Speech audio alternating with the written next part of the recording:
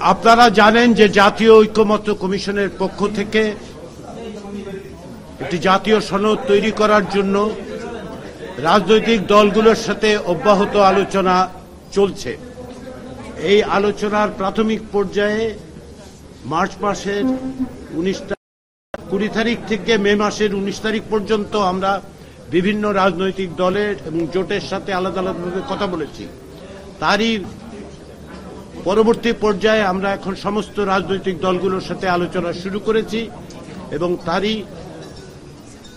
ঈদের আগে একদিনের অধিবেশন হয়েছিল। আজকে আমরা দ্বিতীয় অধিবেশনে মিলিত হয়েছি। সারাদিন বিভিন্ন বিষয় নিয়ে আলোচনা হয়েছে। তার মধ্যে আগের দিনের আলোচনায় সংবিধানের 70 অনুচ্ছেদ বিষয়ে আলোচনার পর কিছু কিছু বিষয়ে আমরা পুনর্বিবেচনার কথা রাজনৈতিক দলগুলো বলেছিলেন। একমত হতে পেরেছি যে 70 অনুচ্ছেদের বিদ্যমান বিধান পরিবর্তন করে অর্থ বিল এবং আস্থা ভোটের ক্ষেত্রে রাজনৈতিক দলগুলোর মনোনীত সংসদ সদস্যদের দলের পক্ষে ভোট দেওয়ার বাধ্যবাধকতা থাকবে, এর বাইরে আর কোনো বিষয়ে থাকবে না। অর্থাৎ অর্থ বিল এবং আস্থা ভোটের ক্ষেত্রে তাদের বাধ্যবাধকতা থাকবে যেন তারা দলের পক্ষে ভোট দেন।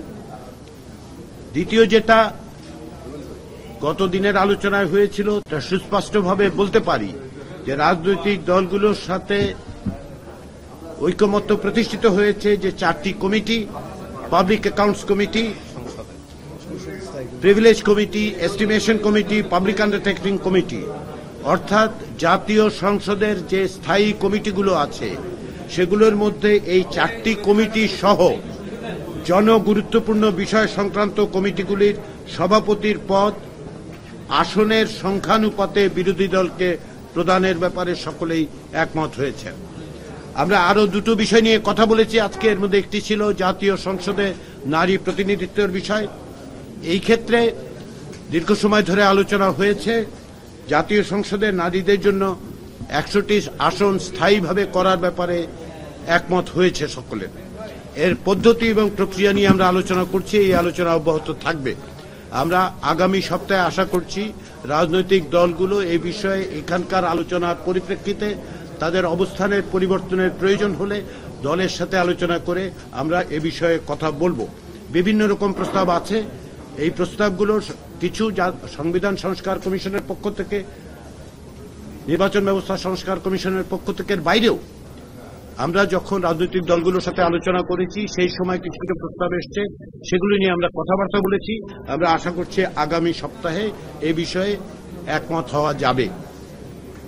এর বাইরে যেটা আলোচিত হয়েছে, যে বিষয়ে আমরা বলতে পারি, সেটা হচ্ছে যে প্রধান বিচারপতি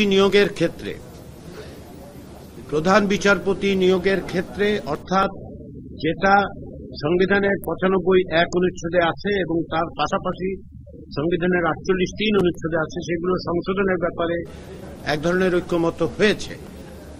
কিন্তু যেটা হয়েছে সেটা হচ্ছে যে দুটি দল ছাড়া এখন পর্যন্ত এ বিষয়ে অধিকাংশ দল এক জায়গায় এসছেন। কিন্তু আমরা এ বিষয়টিও আগামী সপ্তাহে পুনর্বার আলোচনা করব যাতে করে আমরা এক জায়গায় আসতে পারি। কিন্তু প্রধান বিচারপতি নিয়োগের ক্ষেত্রে বিদ্যমান ব্যবস্থা পরিবর্তনের ব্যাপারে ঐকমত্য প্রতিষ্ঠিত হয়েছে। এর দ্বিকক্ষ বিশিষ্ট পার্লামেন্টের বিষয়ে দুটো বিষয়ে ঐকমত্য হয়েছে বলবো, কিন্তু তার সঙ্গে একটু এটাও বলতে হবে যে দ্বিকক্ষ বিশিষ্ট পার্লামেন্টের ব্যাপারে নীতিগতভাবে কিছু কিছু দল আপত্তি জানিয়েছেন, কিন্তু এটা কম বেশি সকলেই স্বীকার করেছেন যে এই বিষয়ে পুনর্বিবেচনা করা দরকার। ফলে আমরা দ্বিকক্ষ বিশিষ্ট পার্লামেন্টের ক্ষেত্রে যে বিষয়ে যারাই একমত হয়েছেন তাদের অধিকাংশের ক্ষেত্রে যেটা হয়েছে, এটা 100 আসনের একটি দ্বিকক্ষ বিশিষ্ট পার্লামেন্ট তৈরি করা, উচ্চকক্ষ তৈরি করার বিষয়। কিন্তু আলোচনা শেষ হয়নি, আলোচনা অব্যাহত আছে, বিশেষ করে প্রক্রিয়া পদ্ধতি কিভাবে নির্বাচিত হবে এবং কি কি দায়িত্ব। আমরা প্রতিদিনই কিছু কিছু অগ্রসর হচ্ছি। প্রতিদিন সব বিষয়ে সিদ্ধান্তে আমরা পৌঁছতে পারবো না, এরকম প্রত্যাশা আপনারা করবেন না যে আমরা প্রতিদিন এখানে এসে বলবো যে এই বিষয়ে আমরা একমত হয়েছি। আলোচনায় অগ্রগতি হচ্ছে, অত্যন্ত ইতিবাচক অগ্রগতি হচ্ছে এবং আমরা আশা করছি যে জুলাই মাসের মধ্যে আমরা জাতীয় সনদে পৌঁছতে পারব এবং সেখানে অনেক গুরুত্বপূর্ণ বিষয়গুলোতেই আমরা ঐক্যমত্য প্রতিষ্ঠিত করতে পারব। সবাইকে জাতীয় ঐক্যমত্য কমিশনের পক্ষ থেকে ধন্যবাদ। এখন রাজনৈতিক দলের নেতারা হয়তো তাদের বক্তব্য রাখবেন। জামাত অংশগ্রহণ করেন এই বিষয়ে স্যার আপনারা বড় একটা স্টেক হোল্ডার আপনাদের, এই বিষয়ে আপনাদের এটা কি? জামাতের পক্ষ থেকে প্রতিনিধি আজকে উপস্থিত ছিলেন না, কিন্তু আমি যতদূর জানি সরকারের পক্ষ থেকে জামাতের সাথে যোগাযোগ করা হয়েছে। আমরা আশা করছি আমাদের পক্ষ থেকে জাতীয় ঐক্যমত্য কমিশন জামাতের সঙ্গে আমার একটু আগে কথা হয়েছে, তারা আগামীকাল সকাল থেকে আচ্ছা আজকে ওনারা উপস্থিত ছিলেন না, কিন্তু আগামীকাল থেকে তারা উপস্থিত থাকবেন। আমরা সার্বক্ষণিকভাবে এই যোগাযোগ রাখছি সব দলের সাথে, শুধু জামাত বলে নয়, যখনই কোন রকম পরিস্থিতি তৈরি হচ্ছে আমরা সব দলের সাথেই যোগাযোগ রাখছি যাতে তাদের অংশগ্রহণটা থাকে। ফলে আজকে জামাতের প্রতিনিধি উপস্থিত ছিলেন না, কিন্তু আগামীকাল থেকে থাকবেন এটা আমরা আশা করি। তাদের পক্ষ থেকে আমাদের সেটা জানানো হয়েছে। এনসিপি এবং গণ অধিকার পরিষদ আপনাদের বিরুদ্ধে অভিযোগ করছে যে আপনারা বিএনপি প্রতি তারা উল্লেখ করে বলছে যে পক্ষপাতমূলক আদান করছে।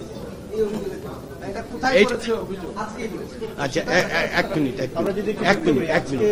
রাজনৈতিক দলগুলো যখন করে বিরোধীতে কথা বলেছেন তখন দুটি রাজনৈতিক দল স্পষ্ট বলেছে যে সরকারের এবং জাতীয় ঐক্যমত্য কমিশনের কিছু কিছু কাজ পক্ষপাত হচ্ছে, স্পষ্ট বলেছে। এটা তাদের মনে হয়েছে, তারা বলেছেন।